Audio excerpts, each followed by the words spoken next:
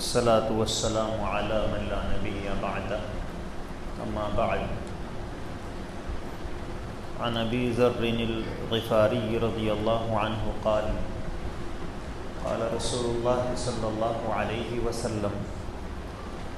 خالق الناس بأخلاقهم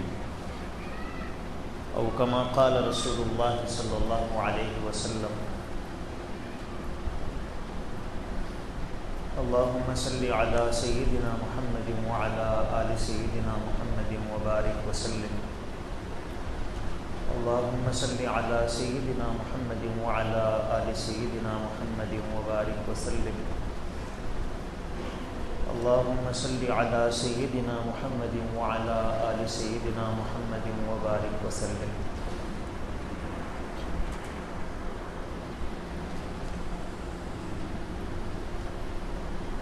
اللہ تعالی نے ہمیں جو خوبصورت دین عطا فرمایا ہے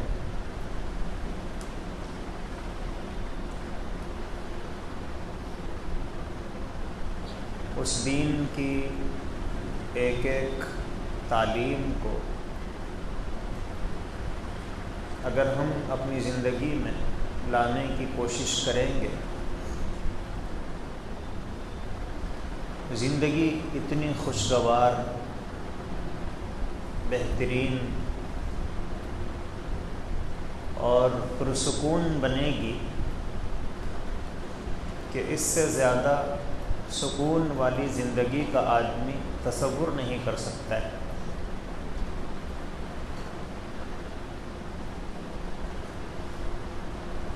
کسی نے کہا ہے کہ جب تک اس دنیا کی زندگی میں تمہیں جنت کا مزہ نہیں آئے گا تو تم آخرت کی جنت میں نہیں جا سکتے.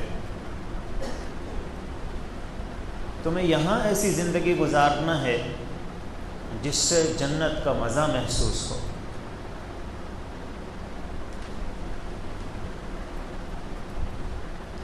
اللہ کے رسول صلی اللہ علیہ وسلم فرماتے ہیں، حضرت ابو ذر روایت کرتے ہیں کہ رسول اکرم صلی اللہ علیہ وسلم نے فرمایا کہ خالق الناس باخلاقہم، لوگوں کے ساتھ ان کے مزاج اور مذاق کے مطابق برتاؤ کرو، سلوک کرو.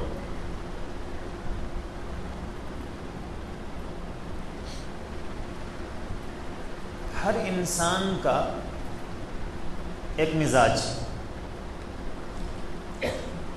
اور اللہ کے رسول صلی اللہ علیہ وسلم فرما رہے ہیں کہ اس کے مزاج کی رعایت کرتے ہوئے اس کے ساتھ تم سلوک کرو.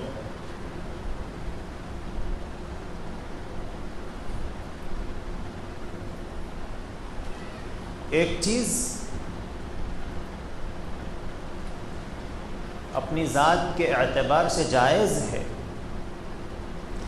لیکن سامنے والے کو وہ پسند نہیں ہے تو پھر ایمان کا تقاضا یہ ہے، اخلاق کا مقتضا یہ ہے کہ آدمی اس جائز کام کو بھی چھوڑ دے.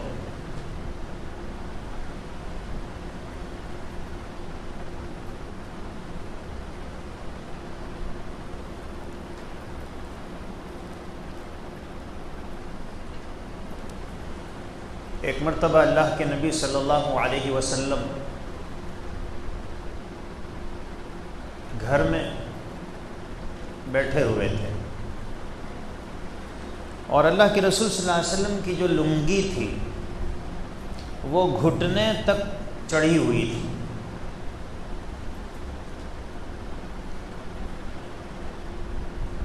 حضرت ابو بکر رضی اللہ عنہ تشریف لائے، اجازت طلب کی اندر آنے کی. حضور نے پوچھا کون ہے؟ تو حضرت ابو بکر نے اپنا نام بتایا. حضور نے کہا اندر آ جائیے. حضرت ابو بکر آئے، حضور کی لنگی ویسی ہی تھی. تھوڑی دیر کے بعد حضرت عمر فاروق آئے، حضور نے ان کو بھی اجازت دی کہ اندر آ جائیں، آ گئے۔ حضور کی لنگی ویسی ہی تھی۔ پھر کچھ دیر گزرنے کے بعد دروازے پر دستک ہوئی۔ حضور نے پوچھا کون ہے؟ تو حضرت عثمان غنی نے کہا کہ عثمان۔ اللہ کے رسول صلی اللہ علیہ وسلم نے ان کو بھی آنے کی اجازت دی، لیکن اپنی لنگی کے کپڑے کو نیچے کر دیا۔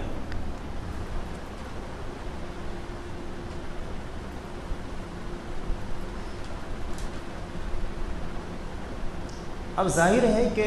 حضور نے جو لنگی کو گھٹنے تک جو تھی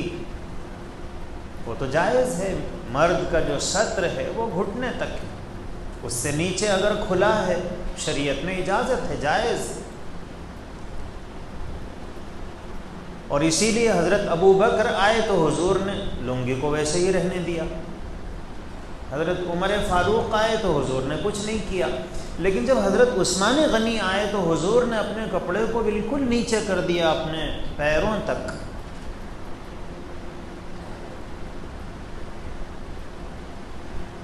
تو جب مجلس ختم ہو گئی، کسی نے پوچھا کہ اللہ کے رسول صلی اللہ علیہ وسلم، حضرت ابو بکر آئے، آپ نے اپنی لنگی کو نیچے نہیں کیا، حضرت عمر فاروق آئے، آپ نے کچھ نہیں کیا، اور حضرت عثمان غنی آئے تو آپ نے اپنی لنگی نیچے کر دی۔ تو اللہ کے رسول صلی اللہ علیہ وسلم نے فرمایا کہ میں اس شخص سے کیسے حیا نہ کروں جس سے فرشتے حیا کرتے ہیں۔ حضرت عثمان غنی کو کامل الحیاء والایمان کہا جاتا ہے، بہت زیادہ شرمیلے، بہت حیا والے۔ حمام میں نہاتے تو کپڑے پہن کر نہاتے تھے۔ حمام میں ہم لوگ نہاتے ہیں تو کپڑے نکال کر نہاتے ہیں نا، ابھی حمام میں کون دیکھے گا؟ لیکن حضرت عثمان غنی رضی اللہ عنہ کی طبیعت کے اندر ایسی حیا، ایسی شرم تھی کہ حمام میں بھی کپڑے نکالنا ان کی طبیعت گوارا نہیں کرتی تھی۔ تو حضور نے فرمایا کہ میں ان سے کیسے حیا نہ کروں جن سے فرشتے حیا کرتے ہیں۔ تو اب حیا یہ حضرت عثمان غنی کا ایک مزاج تھا۔ تو اللہ کے نبی صلی اللہ علیہ وسلم نے ان کے مزاج کی رعایت کی کہ بھئی ان کو یہ اچھا معلوم نہیں ہوگا، حالانکہ جائز، اگر ان کی طبیعت ہے، وہ خود اس کو پسند نہیں کرتے ہیں، حمام کے اندر پسند نہیں کرتے ہیں، تو باہر کیسے پسند کریں گے؟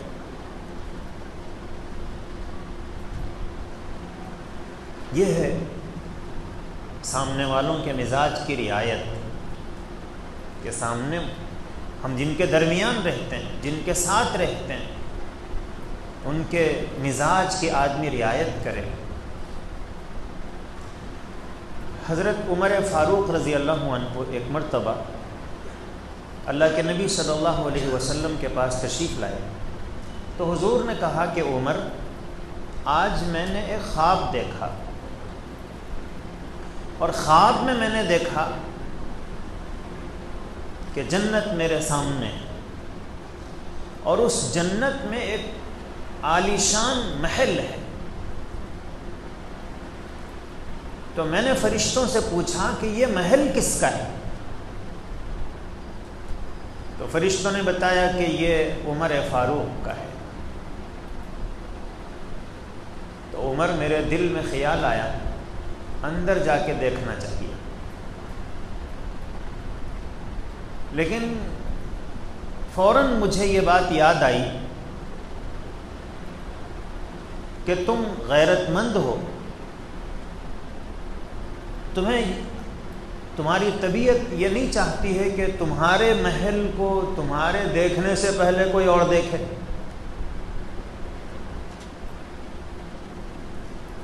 تو حضرت عمر فاروق کی طبیعت میں غیرت بہت زیادہ تھی۔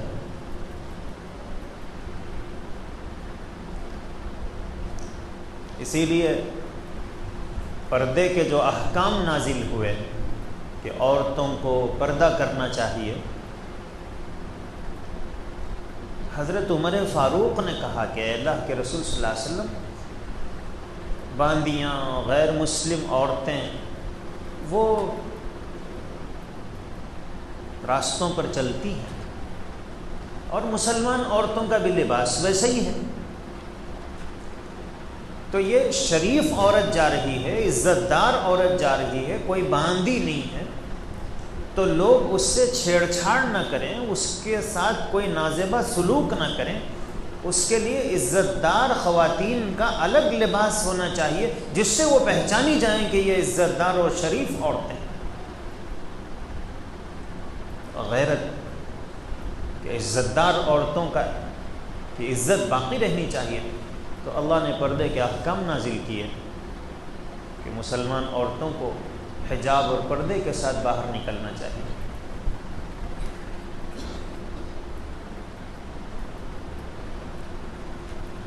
تو حضرت عمر فاروق سے حضور نے کہا کہ عمر، مجھے تمہاری غیرت یاد آئی اس لیے میں اندر نہیں گیا۔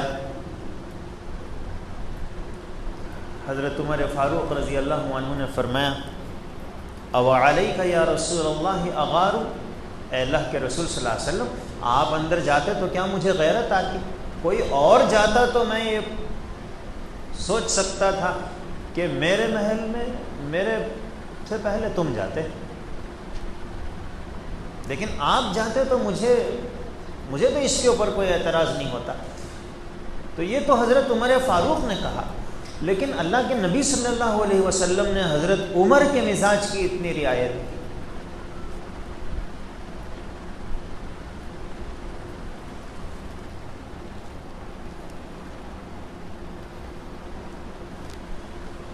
حضور اکرم صلی اللہ علیہ وسلم اعتکاف ہر سال پابندی سے کرتے تھے آخری عشرے کا۔ حضرت عائشہ صدیقہ نے کہا کہ اے اللہ کے رسول صلی اللہ علیہ وسلم، میرا جی چاہتا ہے کہ میں بھی آپ کے ساتھ اعتکاف کروں، تو حضور نے ان کو اجازت دے دی، ٹھیک ہے۔ اور حضرت عائشہ کو حضور نے اس لیے بھی اجازت دی کہ حضرت عائشہ رضی اللہ عنہا کا جو کمرہ تھا وہ حی علی الفلاح کی طرف تھا، اور اس کا ایک دروازہ مسجد میں کھلتا تھا اور ایک دروازہ اس طرف باہر کھلتا تھا۔ اب حضرت عائشہ اگر مسجد میں بھی اعتکاف کریں گی تو ان کے کمرے کا جو دروازہ ہے اسی سے اگر پردہ باندھ دیا جائے تو ان کے لیے گھر میں جانا آنا ان کے لیے کوئی مشکل مسئلہ نہیں رہے گا، نہ بے پردگی ہوگی، نہ ان کو باہر نکلنے کی ضرورت پڑے گی۔ ضرورت کے لیے بھی جانا ہے تو وہ اپنے کمرے کے دروازے سے اپنے کمرے میں چلے اپنے گھر میں جا سکتی ہے۔ تو چونکہ حضرت عائشہ کو یہ ساری سہولتیں حاصل تھیں تو حضور نے فرمایا ٹھیک ہے، اجازت دے دی۔ حضور 20 رمضان کو کسی کام سے باہر گئے ہوئے تھے، جب واپس تشریف لائے تو حضور نے دیکھا مسجد میں بہت سارے خیمے لگے ہوئے ہیں۔ حضور نے پوچھا یہ خیمے کن کے ہیں؟ تو لوگوں نے بتایا کہ یہ ازواج مطہرات کے۔ حضور کی جو دوسری بیویاں تھیں ان کو جب یہ معلوم ہوا کہ عائشہ صدیقہ اعتکاف کر رہی ہیں تو وہ نیکی میں پیچھے رہنے والی کہاں تھی؟ تو سب نے اپنے اپنے خیمے لگا دیے کہ ہم بھی اعتکاف کریں گے، ہم اس عبادت سے محروم کیوں؟ وہ تو عجیب صفات کی حامل عورتیں تھیں۔ اللہ کے رسول صلی اللہ علیہ وسلم سال بھر کا جو خرچ ہوتا تھا وہ ایک ساتھ ازواج مطہرات کو دے دیتے تھے، اپنی بیویوں کو سال بھر کا خرچ، گھر کا جو خرچ۔ لیکن حضرت عائشہ صدیقہ کہتی ہیں کہ ہمارے گھر میں 2 مہینے تک چولہا نہیں جلتا تھا۔ سال بھر کا غلہ دے دیے، پھر 2 مہینے تک چولہا کیوں نہیں جل رہا ہے؟ وہ اتنی سخی تھیں، وہ اتنے ہاتھ ان کے اتنے لمبے تھے کہ اپنے پاس رکھتی ہی نہیں تھی، کہ ضرورت مندوں کو، غریبوں کو، پریشان حال لوگوں کو بس خرچ کر دے۔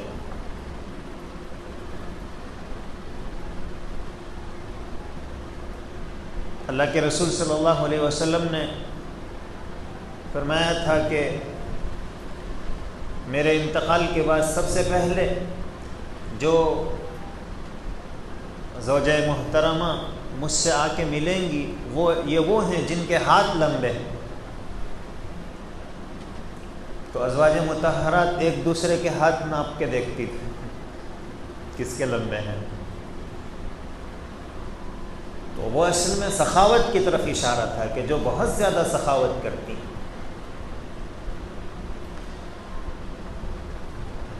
تو اب جب حضور نے دیکھا کہ ساری ازواج مطہرات نے اپنے اپنے خیمے لگا دیے ہیں، اگر حضور دوسری ازواج مطہرات کو یہ کہتے ہیں کہ بھئی آپ لوگ کیوں لگائے خیمے، میں نے تو صرف عائشہ صدیقہ کو اجازت دی ہے، تو ان کو تکلیف ہوتی کہ حضور نے حضرت عائشہ کو اجازت دی اور ہمیں نہیں دی، اور حضرت عائشہ کو اگر یہ کہتے کہ بھی کینسل، تو حضرت عائشہ کو تکلیف ہوتی کہ حضور اجازت دیے پھر اس کے بعد۔ تو اب اللہ کے پیغمبر علیہ الصلاۃ والسلام نے اپنی ازواج مطہرات کی دلداری کے لیے، ان کا دل رکھنے کے لیے کہ ان کو تکلیف نہ ہو، اپنا ہی اعتکاف کینسل کر دیا کہ اس سال میں اعتکاف نہیں کروں گا۔ تو اب حضور ہی اعتکاف میں نہیں ہے تو اب کون رہیں گے اعتکاف میں؟ تو دوسری ازواج مطہرات نے اپنے خیمے اٹھائے، حضرت عائشہ نے اپنا، اور حضور نے اس سال اعتکاف ہی نہیں کیا،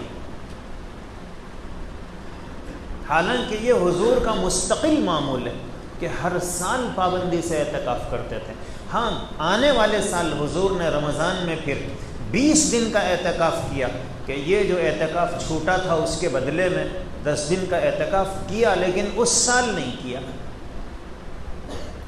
کہ ازواج مطہرات کو اعتکاف کی وجہ سے تکلیف نہ ہو۔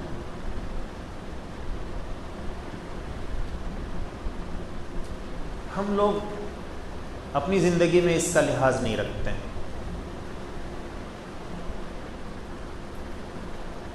ہمارے ایک جاننے پہچاننے والے، تو ان کی بیوی کو بیگن پسند نہیں، اب ان کے مزاج میں مزاح ہے، اور ہم لوگ یہی سوچتے ہیں کہ بیوی کو جو پسند نہیں ہے وہی سامنے کرتے رہنا، یہ کیوں نہیں کھاتے، ارے بھائی اس کو پسند نہیں ہے اب تم پھر وہی اس کو۔ انسان کی طبیعت ہے، کسی کو لال رنگ پسند نہیں رہتا، کسی کو پیلا پسند نہیں رہتا، کیوں پسند نہیں ہے اس کی کوئی وجہ ہو سکتی ہے، پسند نہیں ہے بس،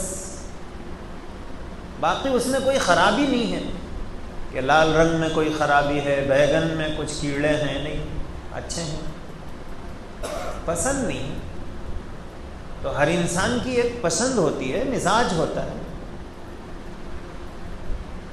مگر ہم اسی کو کمال کی چیز سمجھتے ہیں کہ بیوی کو جو پسند نہیں ہے وہ رکابی میں ڈالنا، کھاؤ، کیا ہوا، یہ حلال نہیں ہوتا،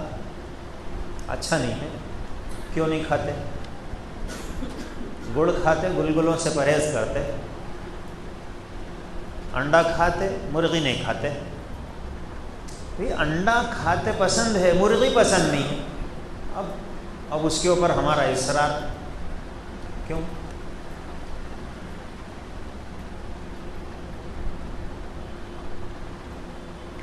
تو اب انہوں نے زبردستی بیگن ان کے منہ میں ڈال دیا، بس پنچایت بیٹھی، کہ مجھے جو پسند نہیں ہے وہ کھلاتے ہیں، تو ظاہر ہے کہ یہ اللہ کے پیغمبر علیہ الصلاۃ والسلام کے اسوے اور عمل سے ہٹی ہوئی بات ہے۔ آپ کو بھی اس کی رعایت کرنا چاہیے، پسند نہیں ہے تو پھر ان کے مزاج کی رعایت کرو۔ ایسے ہی کسی کو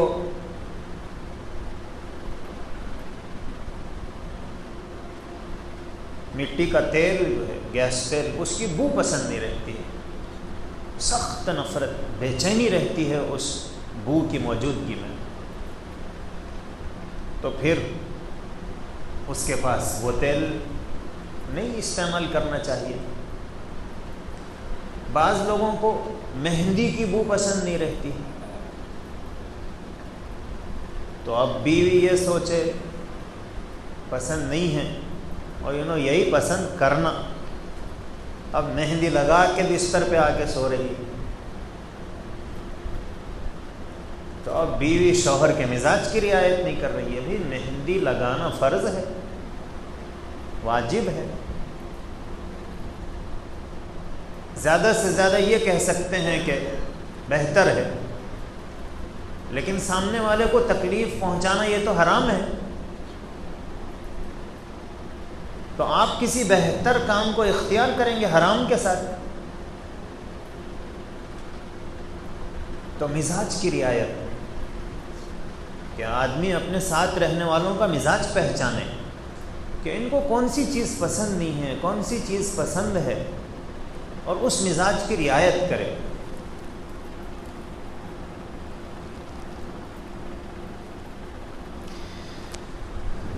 ماضی قریب کے بزرگوں میں ایک بزرگ گزرے ہیں، حضرت ڈاکٹر عبدالحی صاحب رحمۃ اللہ علیہ۔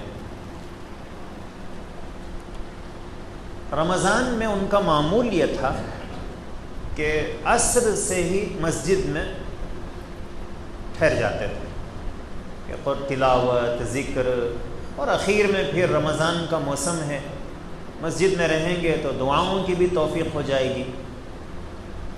اور اپنے جو متوسلین تھے، اپنے ساتھ جو متعلقین تھے، ان کو بھی یہ نصیحت کرتے تھے کہ بھی رمضان ہے، انتہائی قیمتی مہینہ ہے، تو آدمی عصر سے ہی اگر مسجد میں رہ جائے اور ذکر میں، تلاوت میں، اللہ کی یاد میں، دعاؤں میں اپنا وقت خرچ کرے، تو وہ روزے کے آخر کا وقت ہوتا ہے، طبیعت کے اندر رقت بھی رہتی ہے، دعا کا مزاج بھی رہتا ہے۔ تو اب بہت سارے لوگ اس کا اہتمام کرتے تھے،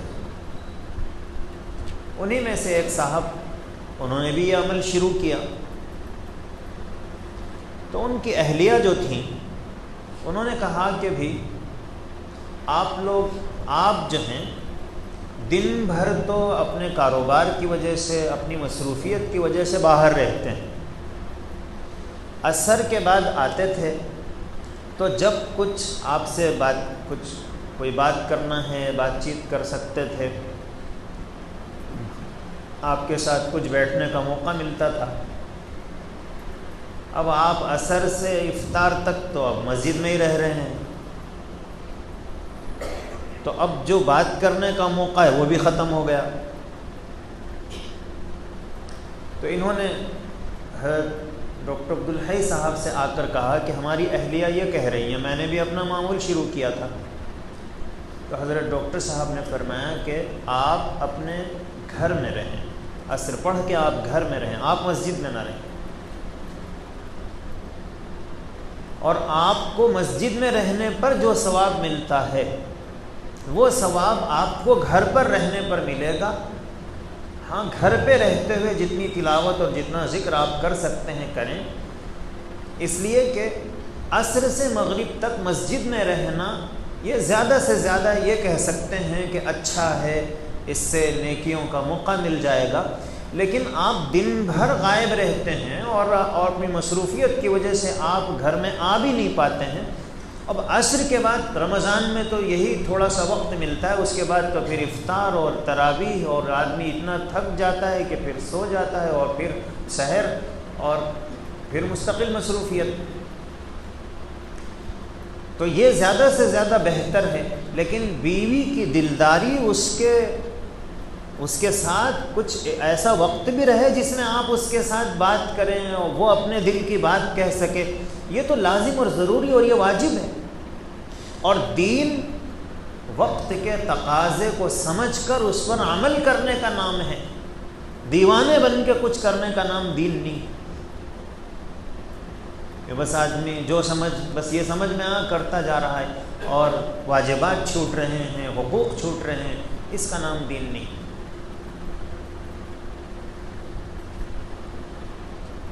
ایسے ہی ایک مرتبہ ایک صاحب نے پوچھا کہ میں روزانہ فلاں وقت میں بیٹھ کر ذکر کرتا ہوں، اللہ کی یاد میں نے وہ وقت اللہ کے ذکر کے لیے مخصوص کر لیا ہے،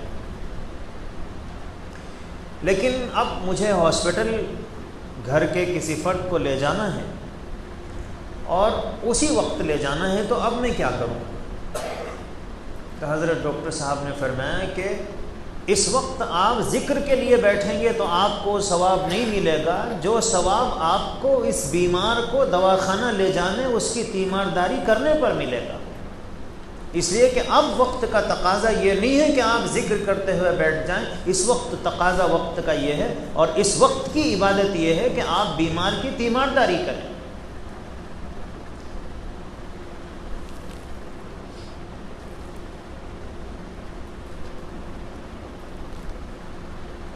ہم لوگ کچھ چیزوں کے،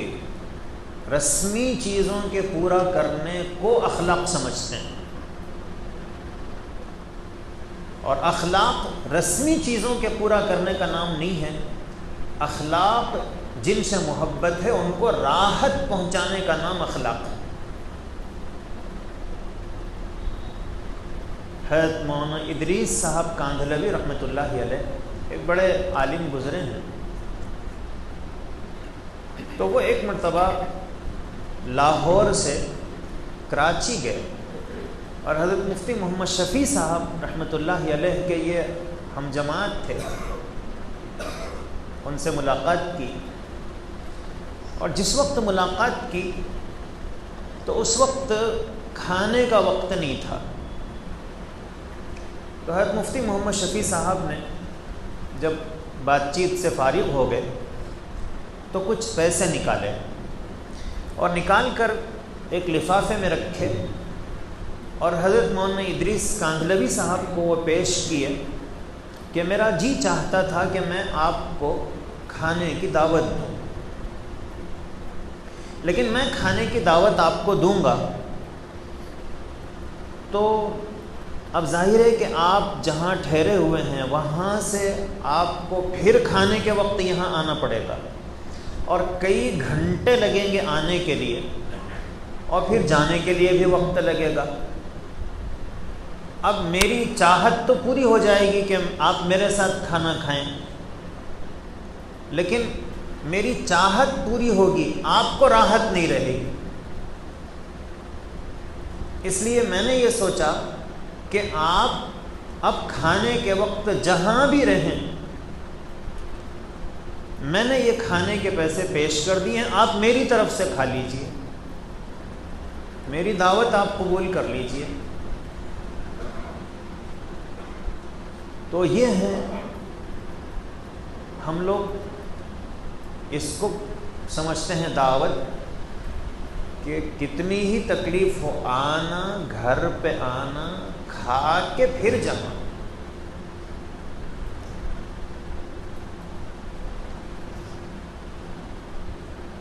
شادی ہے، ولیمہ ہے، تو پھر سب آنا، اور چاہے 1 گھنٹہ انتظار کرنا پڑے، بیٹھنا،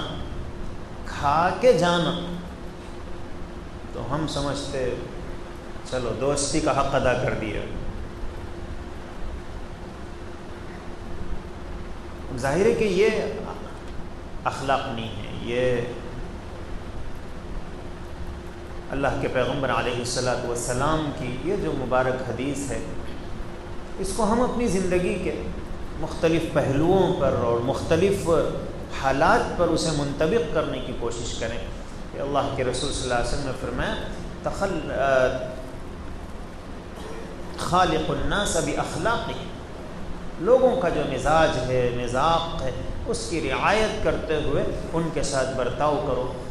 تو اب یہ کبھی ہمیں اپنے بچوں کے ساتھ کرنا پڑے گا، کبھی اپنی بیوی کے ساتھ کرنا پڑے گا، کبھی اپنے دوستوں کے ساتھ، کبھی اپنے بڑوں اور کبھی اپنے چھوٹوں کے ساتھ. تو آدمی سامنے والوں کے مزاج اور مذاق کی رعایت کرے اور پھر ان کے ساتھ سلوک کرے، تو اس سے محبتیں بڑھتی ہیں، خوشگواریوں میں اضافہ ہوتا ہے. اور آدمی سامنے والے کے مزاج کی رعایت نہ کرے. بعض لوگ بالکل سستے قسم کا عطر، بس شوق ہے ان کو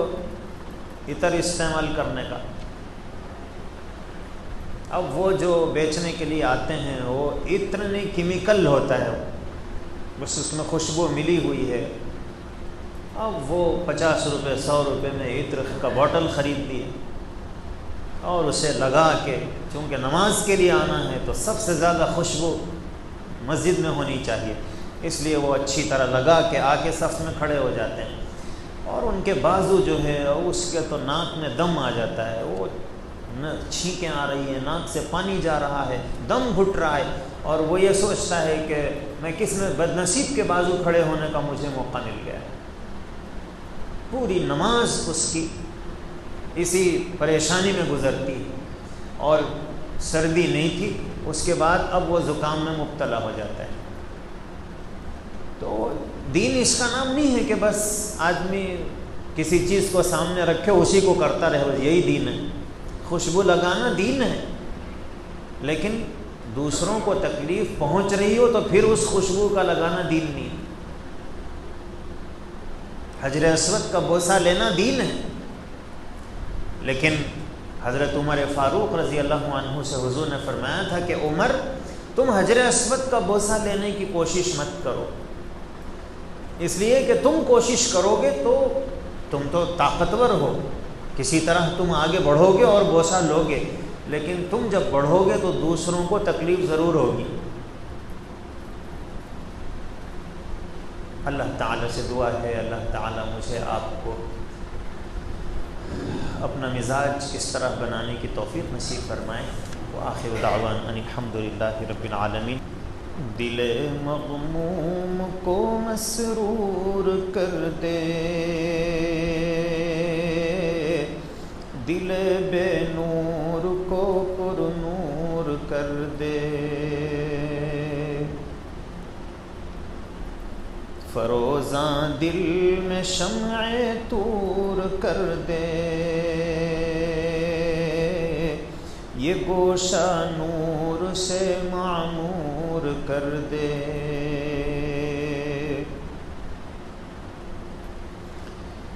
میرا ظاہر سنور جائے الہی، میرے باطن کی ظلمت دور کر دے. میں وحدت پلا مخمور کر دے، محبت کے نشے میں چور کر دے. نہ دل مائل ہو میرا ان کی جانب، جنہیں تیری عطا مغرور کر دے. ہے میری گھات میں خود نفس میرا، خدایا اس کو بے مقدور کر دے. دل مغموم کو مسرور کر دے، دل بے نور کو پر نور کر دے. سبحان الملک الاعلی الوہاب. اللہم صلی علی سیدنا محمد وعلی آل سیدنا محمد وبارک وسلم. اللہ ہم ظاہر میں آپ کے بندے،